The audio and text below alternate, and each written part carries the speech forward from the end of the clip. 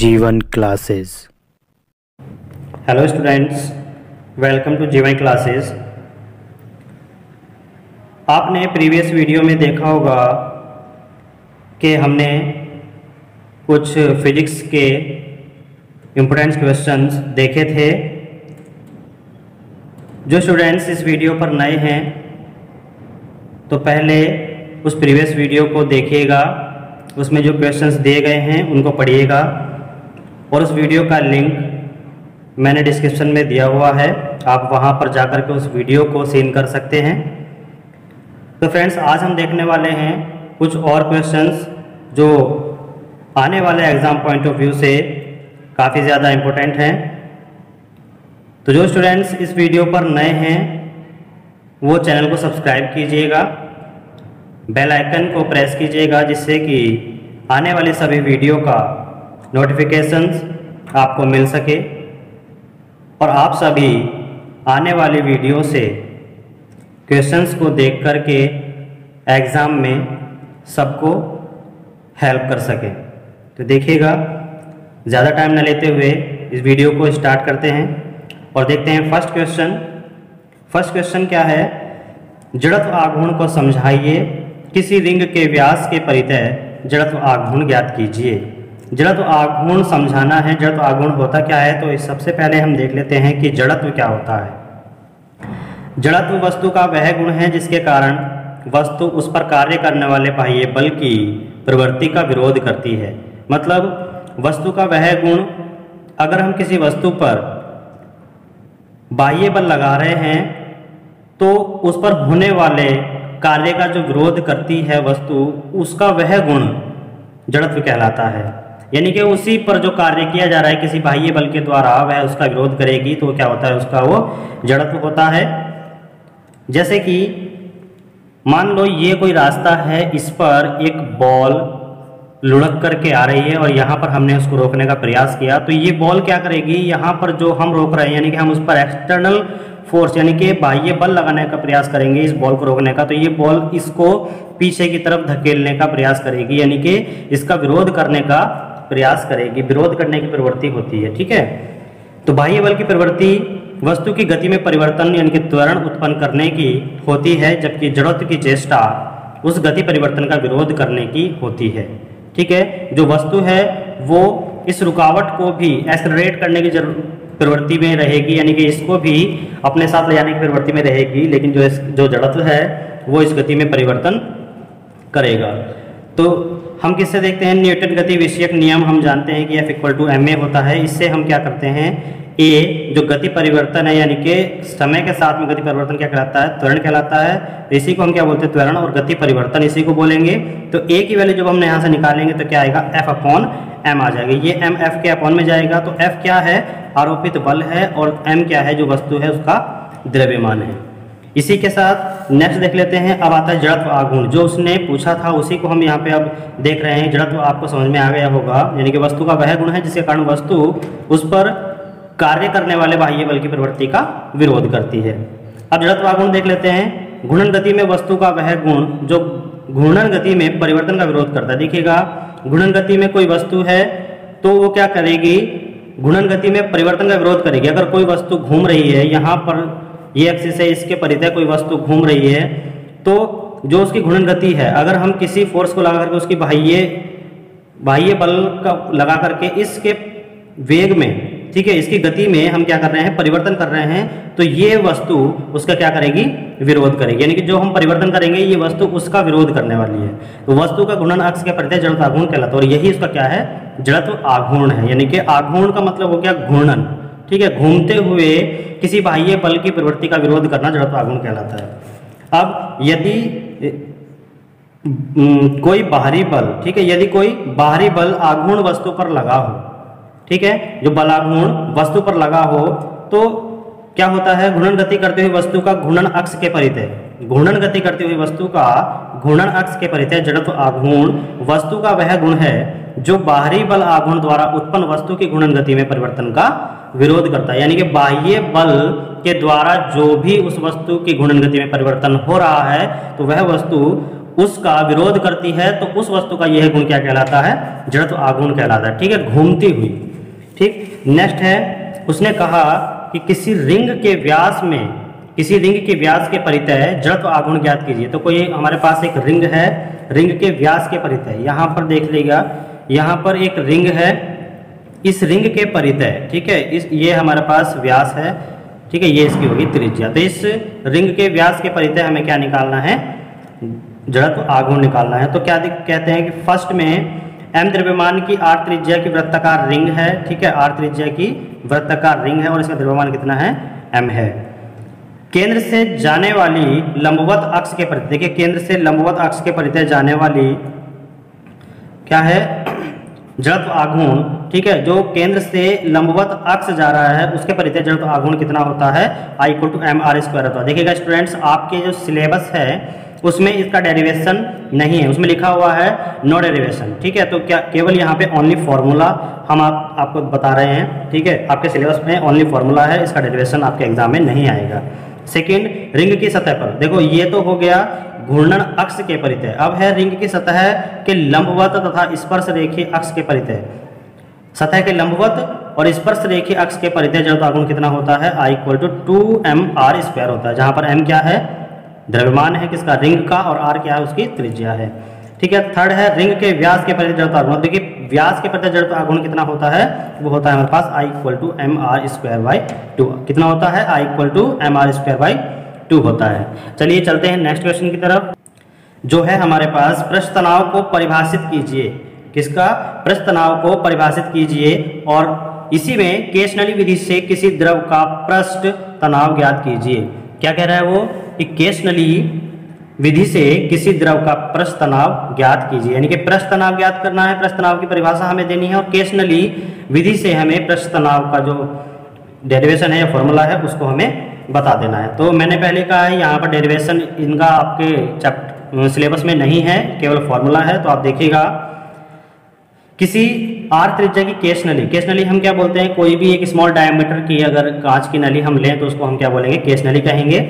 किसी r त्रिज्या की केशनली को जब, देखिएगा ये साइन होता है रो, ठीक है, रो यानी कि इसको बोलते हैं हम घनत्व, घनत्व को हम रो से प्रदर्शित करते हैं, वह t को हम कहते हैं पृष्ठ तनाव। ठीक है, तो रो व t के द्रव में ऊर्ध्व डुबाया जाता है, यानी कि ऊर्ध्व का मतलब होता है इस तरीके से। ठीक है, इस तरीके से हम उसको डुबा रहे हैं, उस ट्यूब को, जो स्मॉल डायमीटर की ट्यूब है उसको हम केशनली बोल रहे हैं, उस केशनली को हम वर्टिकली यानी कि ऊर्ध्वाधर उसमें डुबा रहे हैं। तो केशनली में द्रव h ऊंचाई तक चढ़ जाता है। देखिएगा इसको हमने यहाँ पे डुबाया है तो इसमें h ऊंचाई तक ये द्रव चढ़ गया है, यानी कि यहाँ से इसका लेवल था और ये h ऊंचाई तक इसमें चढ़ गया है। देखिएगा अब क्या कह रहा है कि जो ऊंचाई है वो कितनी होती है? h = 2t cos θ/r ρg। ठीक है, ये फॉर्मूला होता है h = 2t cos θ/r ρg। ठीक, तो पृष्ठ तनाव क्या हो जाएगा? यहाँ से हम t की वैल्यू निकालेंगे तो कितना आ जाएगा? RH ρg/2 cos θ।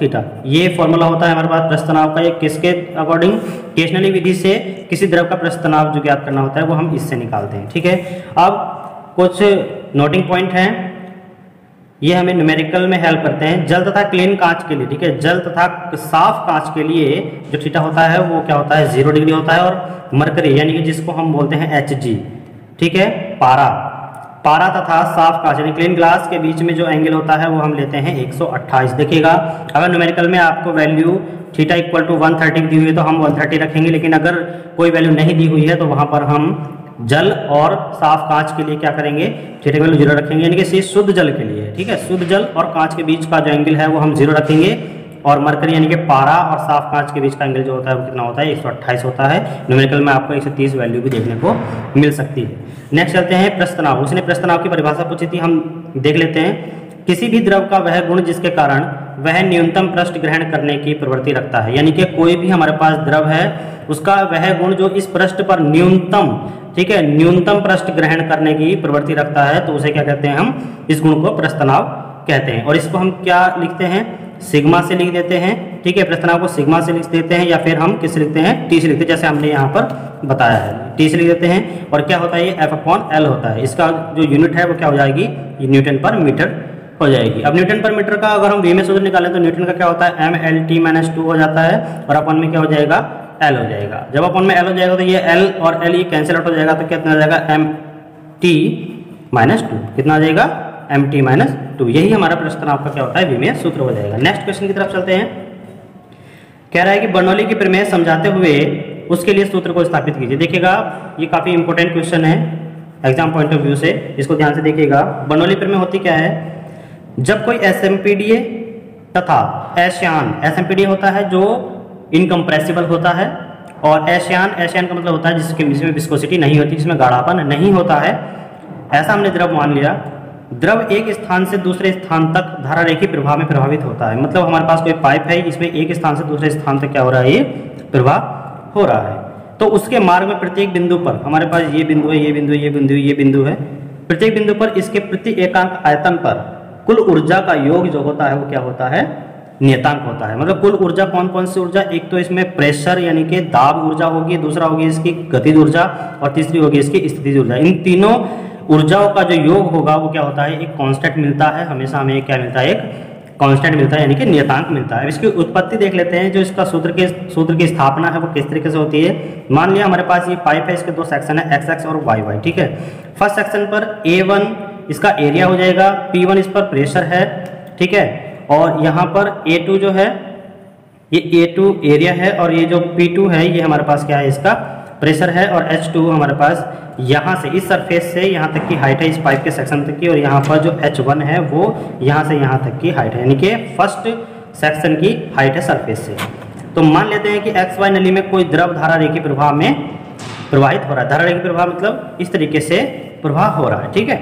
नली के X सिरे पर दाब P, क्षेत्रफल कितना है A, द्रव वेग तथा पृथ्वी तल से ऊंचाई P1। देखो द्रव वेग कितना है, V है, और एरिया कितना है, A है, और प्रेशर यानी कि दाब कितना है, P है, और क्या कह रहा है, पृथ्वी तल से ऊंचाई कितनी है उसकी, H1। इसी प्रकार Y सिरे पर जो दाब है वो P2 है, और जो क्षेत्रफल है उसका वो कितना है, A2 है, और जो वेग है वो कितना V2 है, और जो सरफेस यानी पृथ्वी सरफेस से जो उसकी हाइट है वो कितनी है, H2 है।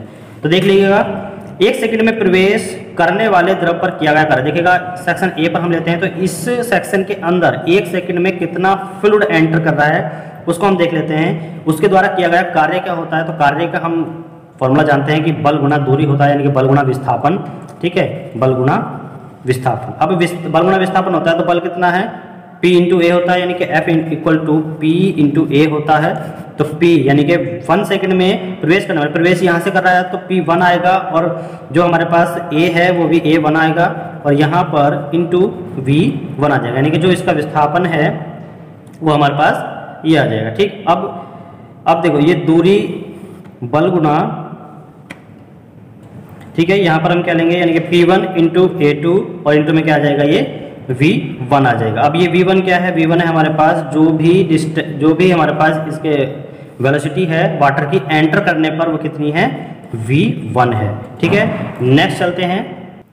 अभी हमने देखा कि एक सेकंड में X सिरे से निकलने वाले जो X सिरा था हमारे पास, उसमें प्रवेश करने वाले द्रव पर किया गया कार्य हमारे पास था P1, A1 और V1। इसी तरीके से एक सेकंड में जो Y सिरे से, देखिएगा ये X सिरा है, ये Y सिरा है, तो यहाँ से एंटर किया जो वाटर है, और यहाँ से ये क्या करेगा, एग्जिट करेगा, यहाँ से निकलेगा। तो क्या करेंगे, Y सेक्शन पर एक सेकंड में निकलने वाले द्रव द्वारा किया गया कार्य कितना हो जाएगा, P2, A2 और V2 हो जाएगा। तो द्रव द्वारा किया गया नेट कार्य क्या होता है, अगर हम यहाँ पर एक सेक्शन पर काम कर रहे हैं और दूसरे सेक्शन पर भी काम हो रहा है, तो नेट कार्य कितना हो जाएगा, यहाँ से और यहाँ इस के अंदर किया जाने वाला कार्य, यानी कि यहाँ से यहाँ तक टोटल कार्य कितना हो जाएगा, सेक्शन 1 पर कार्य माइनस सेक्शन 2 पर जो कार्य होता है, तो कितना आ जाएगा, P1 A1 V1 आएगा, माइनस में P2 A2 A V2 आ जाएगा। नेक्स्ट पे X तथा Y सिरे पर द्रव के आयतन बराबर होंगे। अब देखिएगा जितना पानी इस सिरे से निकला है, जितना पानी कितना निकला है, इस सिरे से निकला है, उतना ही पानी यहाँ से निकलेगा। तो यहाँ का जो आयतन होगा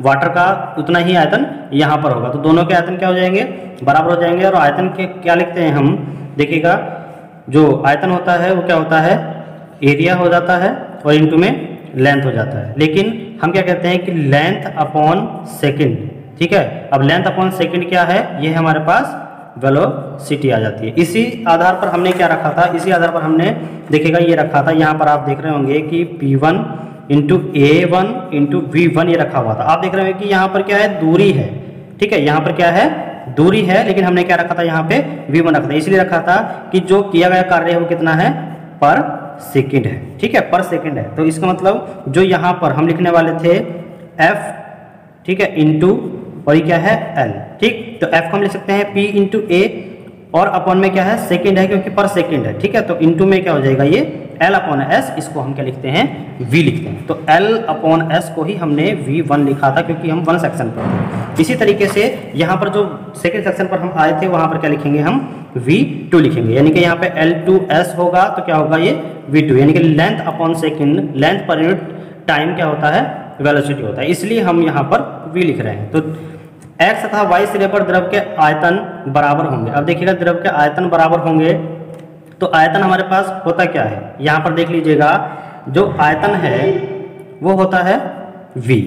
अब इस आयतन को हम किस तरीके से लिख सकते हैं, देखिएगा, जो L है वो होती है लेंथ, जो A है वो होता है एरिया, और इस वॉल्यूम को हम एरिया इंटू लेंथ लिखते हैं, लेकिन हम टोटल पर सेकंड में ले रहे हैं, ठीक है, टोटल किस में ले रहे हैं, पर सेकंड में ले रहे हैं। तो यहाँ से पर सेकंड जैसे ही आएगा उसको हम कैसे लिखेंगे, एरिया इंटू और L अपॉन S होता है वेलोसिटी। तो यहाँ से क्या हो गया, A1 V1 equal to A2 V2।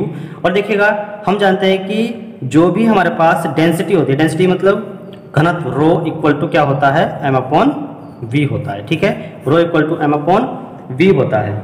यहाँ से हम क्या कहेंगे कि जो M है वो है रो इंटू V, ठीक, रो इंटू V। अब M equal to rho into V है, लेकिन ये क्या है, ये है हमारे पास वॉल्यूम।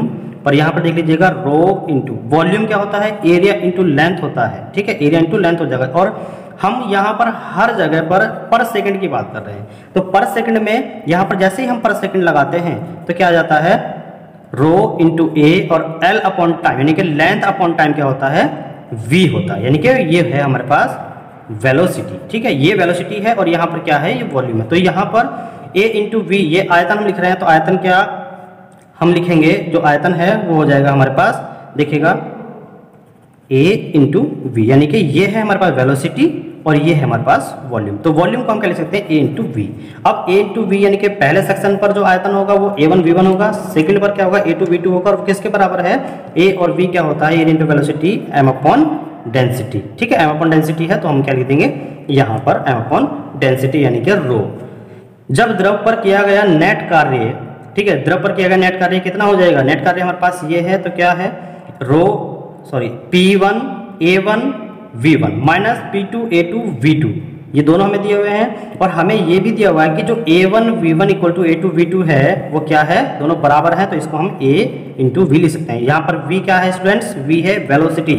तो यहाँ पर जब A1 V1 जो है वो A2 V2 के बराबर है, तो यहाँ से A और V कॉमन आ जाएगा। और यहाँ पर देखिएगा, जब A और V हम कॉमन ले रहे हैं तो P1 माइनस P2 यहाँ पर बच जाएगा, तो P1 minus P2 into AV, ठीक है, यहाँ पर ये रो नहीं है, तो क्या मिलेगा हमें, P1 minus P2 into M upon रो, क्योंकि हम क्या लिख रहे हैं, AV, यानी कि एरिया इंटू वेलोसिटी क्या होती है, M अपॉन रो हो जाएगी। तो ये क्वेश्चन नंबर 3 हम मान लेते हैं, ठीक है। अब द्रव की गतिज ऊर्जा में वृद्धि, अब देखिएगा, जो द्रव है उसकी गतिज ऊर्जा में भी वृद्धि हुई है, तो वो कितनी होती है, गतिज ऊर्जा क्या होती है, 1/2 mv², और ये V क्या है, ये वेलोसिटी है।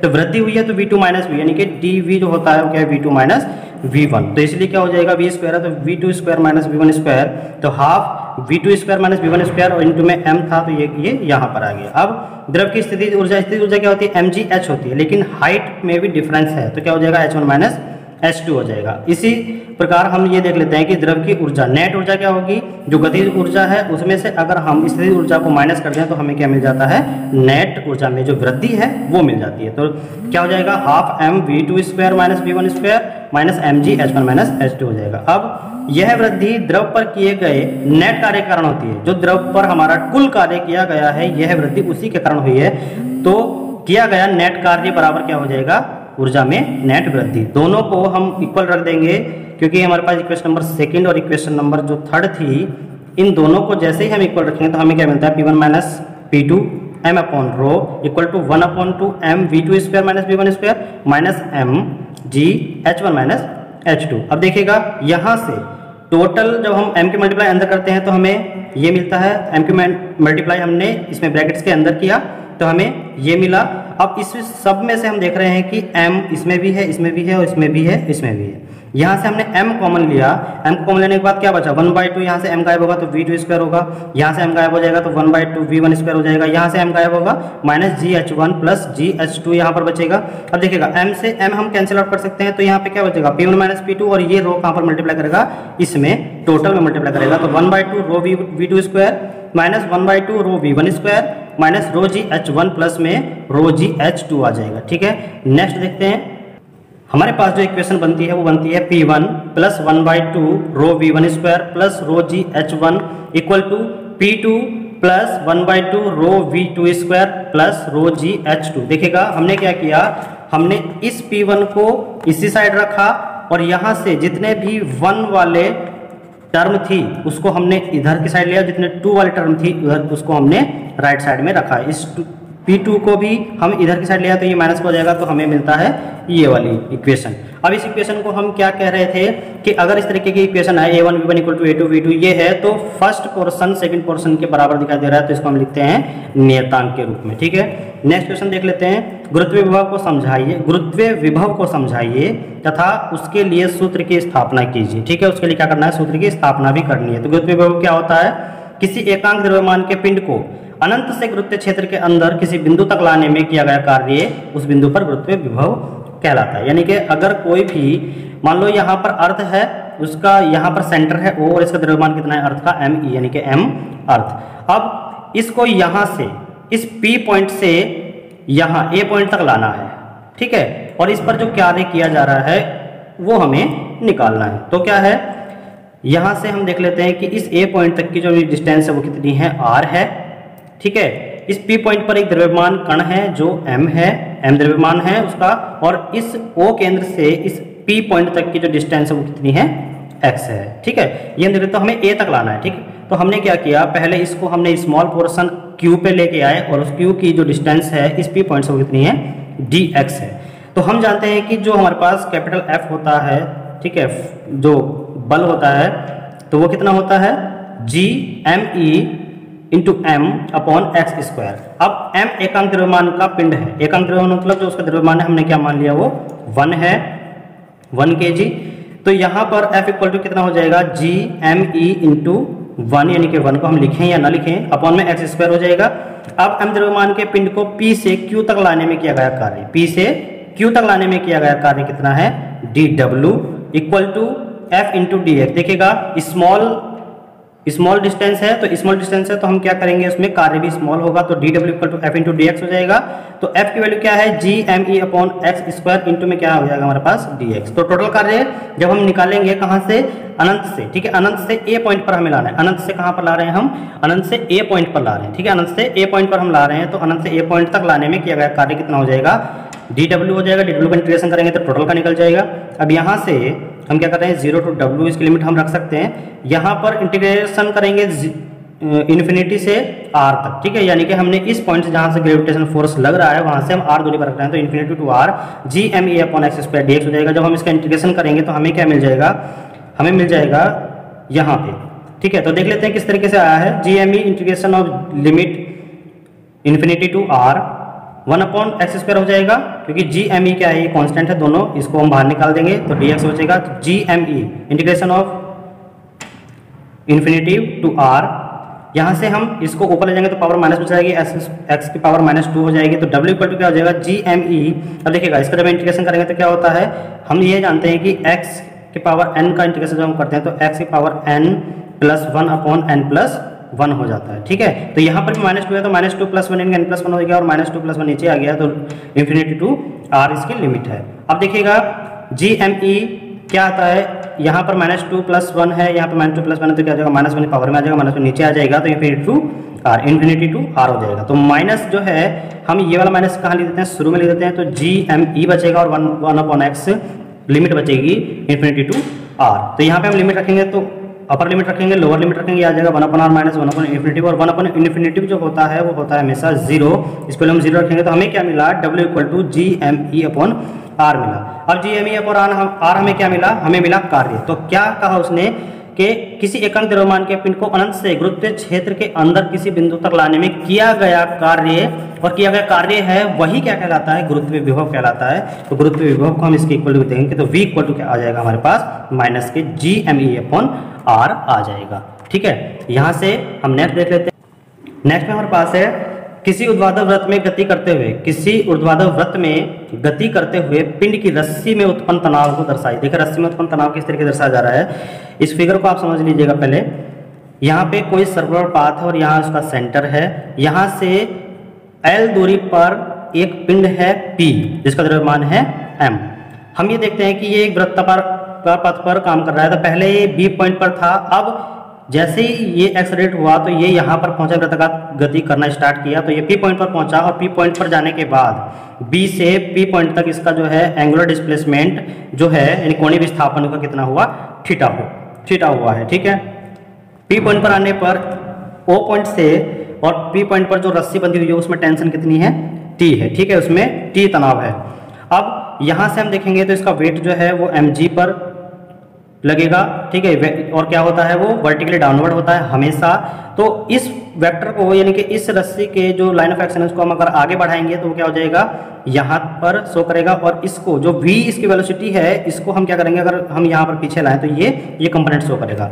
अब यहाँ पर हम अगर इस तरीके से देखें कि इस mg के दो कंपोनेंट बन रहे हैं, एक है mg cos थीटा, यानी कि जिधर एंगल होता है उधर mg cos थीटा होता है, और जिधर एंगल नहीं होता उधर mg sin थीटा होता है। तो यहाँ पर हम देख लेते हैं, जब किसी वस्तु को डोरी के एक सिरे से बांधकर ऊर्ध्वाधर यानी कि इस तरीके से ऊपर, ठीक है, ऊर्ध्वाधर वृत्त में घुमाया जाता है तो वृत्तीय पथ के विभिन्न बिंदुओं पर वस्तु की चाल भिन्न भिन्न होती है, यानी कि अलग अलग हो जाती है। ऊपर को जाएगी तो कम होगी, फिर नीचे को आएगी तो यहाँ पे ज्यादा हो जाएगी।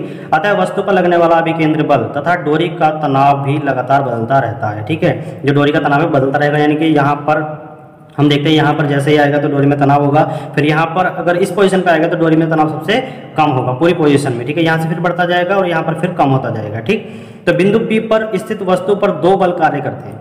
बिंदु P पर स्थित वस्तु पर दो बल कार्य करते हैं। एक क्या होता है mg, ये होगा, और दूसरा क्या होगा, डोरी में तनाव। एक तो ये हो जाएगा और ये हो जाएगा, ये दो बल कार्य करते हैं बिंदु P पर, और इसी के कंपोनेंट टूट कर बन जाते हैं mg sin थीटा और mg cos थीटा।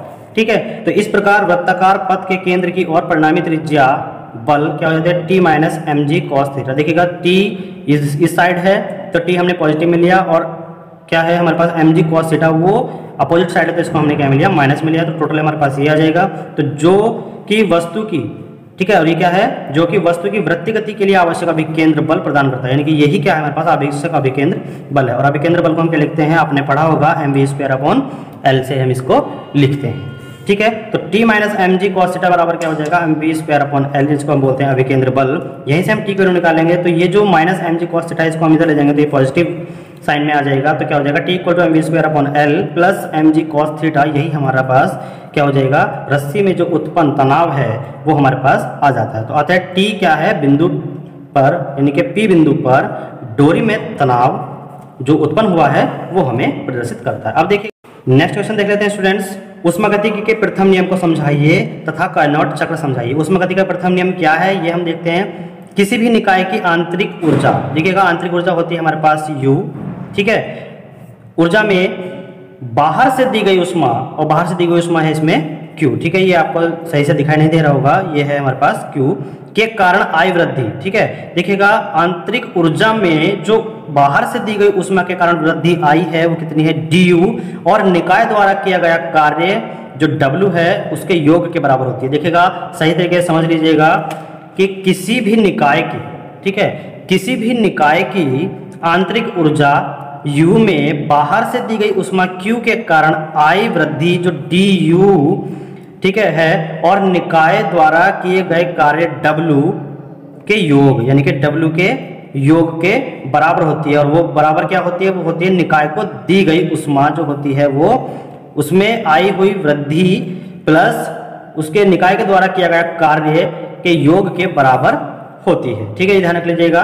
तो Q हमारे पास क्या है, निकाय को दी गई उष्मा है, du आंतरिक ऊर्जा में वृद्धि है, और W क्या है, किया गया कार्य। तो Q इक्वल टू क्या हो जाएगा, du प्लस W, या हम इसको क्या लिख सकते हैं, du की जैसी वैल्यू निकालेंगे, आंतरिक ऊर्जा में वृद्धि कितनी हुई, Q माइनस W।